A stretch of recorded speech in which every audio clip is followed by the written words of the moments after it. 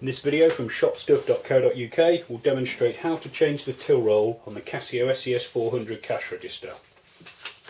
Firstly, you need to remove the printer casing. Gently lift up the platen arm and remove any excess paper. Then take your new thermal till roll paper and load it so that the shiny side is facing down. Drop the paper into the well, pull some forward, gently close the platen arm until it locks into position.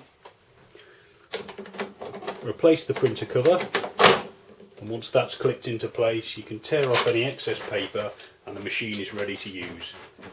For more information on Casio cash registers, please visit shopstuff.co.uk.